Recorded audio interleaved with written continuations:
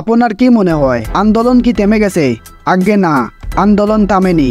তাহলে আপনার মনে প্রশ্ন উঠতে পারে, আন্দোলন চলতে থাকলে আমরা কেন সোশ্যাল মিডিয়া দেখতে পাচ্ছি না, সংবাদ মাধ্যমে কেন দেখানো হচ্ছে না?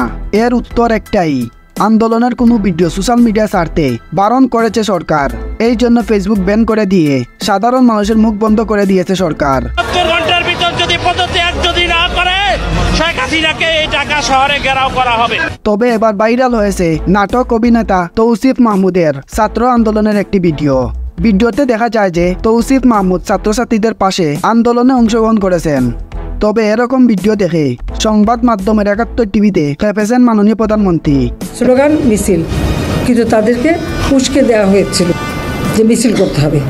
তিনি বলেন, এরা নাটক করতে রাস্তায় নেমেছে, এরা সাধারণ মানুষকে উস্কানি দিয়ে ধ্বংস তাণ্ডব চালাচ্ছে। ৮ থেকে ২০১৪ সালে আমি দেশের জন্য যা উন্নয়ন করেছি সে উন্নয়ন কয়েকদিনের ব্যবধানে ধ্বংস হয়ে গেছে এই উস্কানিতে। সেই ২০০৮-এর বাংলাদেশ আর ২০২৪-এর বাংলাদেশ তো এক না। আমি এর কঠিন বিচার চাই, এর বিচার দেশের জনগণকে করতে হবে।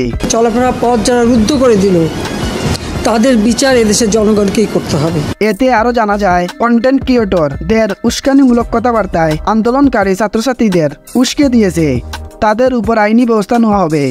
দর্শক, প্রধানমন্ত্রীর কথা আপনার কাছে কেমন লাগলো অবশ্যই কমেন্ট বক্সে জানাবেন। এই ভিডিওটি ভালো লাগলে লাইক কমেন্ট সাবস্ক্রাইব করবেন। আসসালামু আলাইকুম।